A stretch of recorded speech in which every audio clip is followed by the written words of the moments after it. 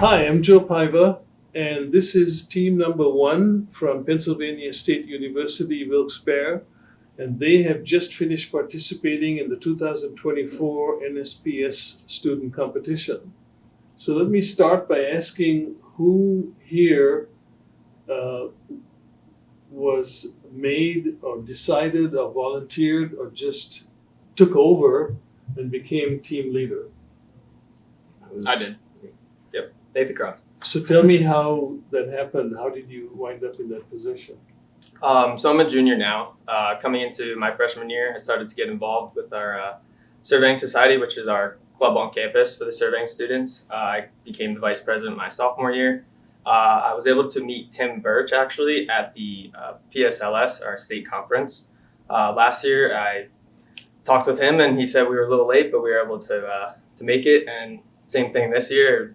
Moved up to the role of president, and we're here once again, and we're going to be continuing to attend this competition. Very good. So tell me how you guys, as a team, prepared for this competition. Did you know what was going to happen? Did you know what you had to rehearse and so forth?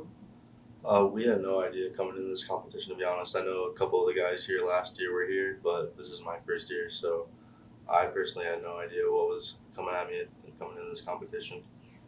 So how many of you were here last year or some year? Could have been the rest of us. Okay. Yeah. So you guys didn't tell him what to expect? I feel like we might have talked about it a little bit. Okay. So I noticed that in the competition, it was not just field measurements, but you also had to do computations. So did you practice for that before you came here? Yes, actually, we were going over with our professors like the first couple of nights we were here at the hotel, like how to run through all the computations and everything. Now, the actual instrumentation you used is obviously not current. It's probably 2, maybe 3 generations old, probably most of this stuff.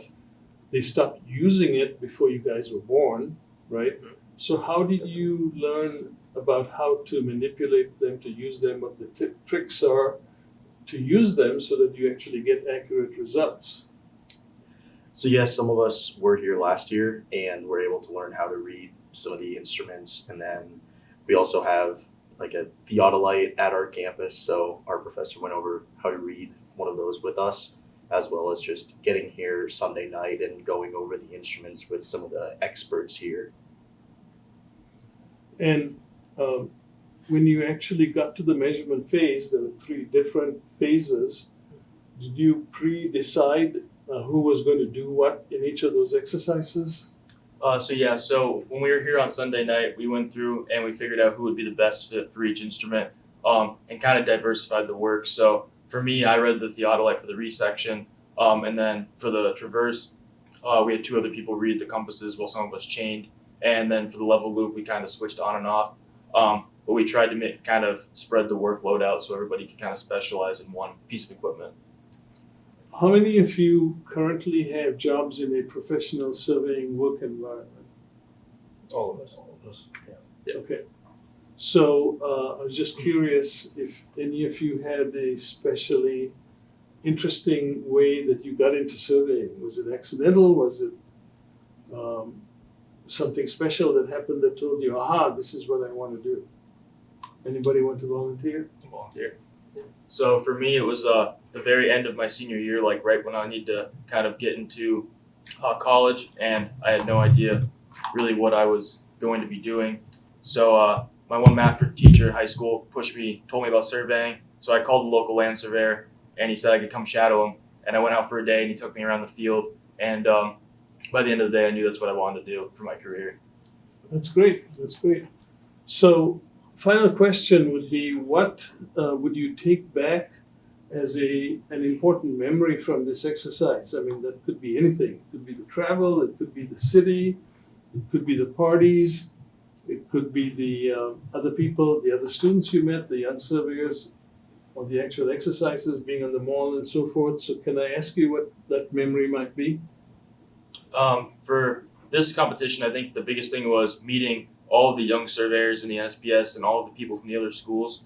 We really kind of realized that we're not just one little campus of surveyors, but we're a community across the nation that, you know, all have similar interests and similar experiences, but yet are very different in like the way that we've gotten into this profession. Well said. I would agree. It's really meeting the other people here. It's always fun to be kind of running around DC. We get to see DC in a much different way than most people would, and especially to get the opportunity to be working on the mall, surrounded by just National Park Service. That's an opportunity we'll never have not being a student. So. We had to make sure we wore good walking shoes because we did a good amount of miles in the monument hunt as well as just walking around the mall doing the exercises. So that was one thing made sure to do this year. I'd say it was definitely a good like bonding experience with my friends here from Penn State Wilkes-Barre. Got to work together and try our best to do good in the competition. I'd say hanging out with my classmates and teachers outside of class, outside of the classroom environment. It was nice to see change of pace. Well, thank you very much for spending the time with us and sharing a little bit about yourselves.